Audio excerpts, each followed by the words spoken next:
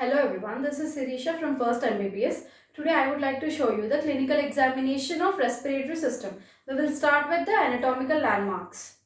On the anterior surface of the body wall, from the middle of the sternum extends the mid-sternal line, from the middle of the clavicle extends the mid-clavicular line. Between these two passes the parasternal line. And on the lateral surface of the body wall, along the anterior axillary fold extends the anterior axillary line. Along the posterior axillary fold extends the posterior axillary line. And between these two, from the center of the axillary fold extends the mid-axillary line. And on the posterior surface, from the middle of the vertebra passes the posterior median line, also called as the mid-spinal line, and from the apices of the scapula passes the mid-scapular line. And now we'll check for different prominences. The sternal angle, it is present as a notch at the junction between the manubrium and the sternum, and the suprasternal notch is present above the manubrium, and the vertebral prominence is present at the back of the neck by the C7 vertebra. And greater part of the back of the chest is occupied by lower lobe of the lung, and on the anterior aspect of the chest, the middle lobe is towards the left and the upper and the middle lobe is towards the right. And now let's proceed into the method of examination. We'll start with general examination. The pallor of the anemia is best seen in the mucous membrane of the conjunctiva, tongue and the lips and the nail beds.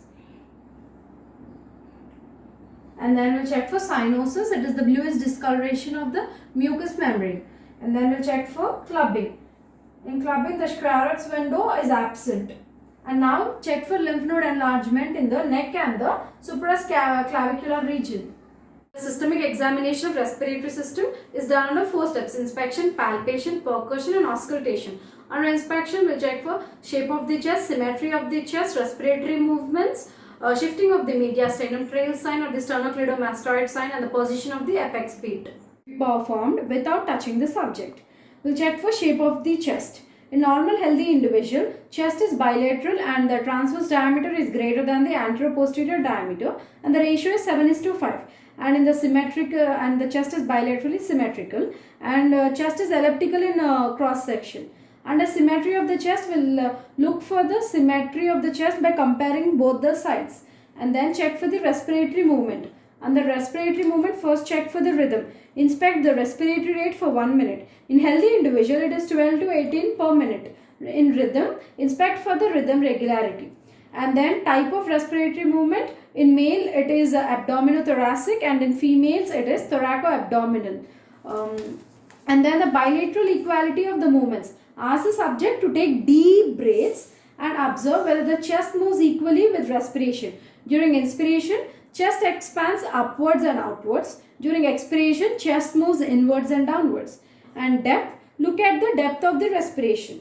And then inspect for the shift of mediastinum. Mediastinum is normally centrally placed, and it can be detected by noticing position of the trachea and apex beat. Ask the person to swallow and see whether the movements on the suprasternal notch are central. If the trachea is present centrally, the movement can be appreciated. If the trachea is shifted to the right or left, the movement on swallowing is seen on right or left side. Trails of the sternocleidomastoid sign. Let the subject slightly extend the neck. And normally the sternocleidomastoid muscles are equal at the sides of the insertions on the clavicle. If the trachea is shifted, its root will appear prominent on the shifted side. And then inspect for the position of the apex beat. Apex is situated in the mid-clavicular line. Look for the presence of any scar, sinuses, pigmentation and dilated or engorged veins on the chest. It is carried out to confirm the inspectory findings. Under palpation, we'll check for temperature, tenderness, shape of the chest, expansion of the chest, and then the palpation of mediastinum and the vocal fremitus. Temperature, check the temperature with the back of the hand and compare on both the sides. And then tenderness, it is the painful touch. Examine different areas of chest for tenderness. Of the chest, as we have discussed in inspection, the shape is elliptical with transverse diameter greater than anteroposterior diameter with a ratio of 7:5. Place the cardboard and move and measure the transverse and anteroposterior diameter. Is assessed by placing the two palms firmly on both the sides of the chest and opposing the thumbs in the midline anteriorly. The subject is asked to take deep breaths and movements of the thumb away from the midline is observed. It is palpated in the infraclavicular area, then in the mammary area, lastly in the inframammary area. Hands are placed in such a way that the ulnar border are over the costal borders, and then the tips of the thumb meeting in the center of the xiphoid process. When the subject is taking deep breaths, comparison is made between the displacement of each thumb. On the back, put the hands over the supraclavicular fossa and let the tips of the thumb meet on the C7 vertebra. For the suprascapular region, palpate on the supraspinatus region and ask the subject to take deep breaths and compare the movements on both the sides with the displacement of each tip of the thumb. Then palpate on the interscapular region.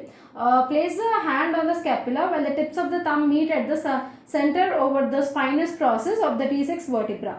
And then palpate on the infrascapular region. Place the hands over the costal borders of the thumb so that the thumb meet on the T9 or the T10 process, and ask the subject to take deep breaths to compare the displacement between the tip of each thumb. The mediastinum. Under this, we'll first check for the apex beat. First, feel the apex beat with the palm of your hand, and then locate it with the ulnar border of the right hand. Trachea can be detected by three ways. First way, place the index finger firmly in the suprasternal notch and locate the tracheal rings in relation to sternum. And in the second way, find the space between the anterior border of the sternocleidomastoid muscle and the trachea. Third step, place the tip of the index finger and ring finger of the right hand on the sternocleido-clavicular joint on the either side, and then place the middle finger in the suprasternal notch. Then gently push it to the middle finger forward to feel the tracheal rings. The position of the trachea is determined by observing the space between the rings. Normally, trachea is centrally placed. Parameters, it is the vibration felt by placing the ulnar border of the hand on the surface of the chest in the intercostal space. When the subject is asked to repeat 1, 2, 3, 1, 2, 3, 1, 2, 3, 1, 2, 3. Examine both the sides of the chest for the intensity of the sound and then compare. Percussion is carried out to detect the limit of the lung resonance and presence of any pathology in the lung. Percussion over a normal lung produces a resonant note. There are few rules of percussion. Apply the pleximeter finger on the surface of the chest, and then percussion finger strikes the middle phalanx of the finger perpendicularly. Stroke should be delivered from the wrist and the finger joint and not from the elbow. Lower axis of the pleximeter should be parallel to the edge of the organ being percussed. Percussion should be carried out from more resonant to the less resonant area. And now we will proceed to the percussion of different areas like supraclavicular area, infraclavicular area, and then the mammary area, inframammary area, axillary area. Pressing the back of the subject, ask him to cross his arms in the front of the chest and lean forward. Auscultate all the areas of the chest and compare both the sides immediately. Place the chest piece of the stethoscope firmly over the chest and ask the subject to breathe regularly and deeply with movement slightly. And listen to the from the anteriorly from above the clavicle down to the 6th rib, and laterally from the axilla to the 8th rib, and then from posteriorly down to the level of the 11th rib.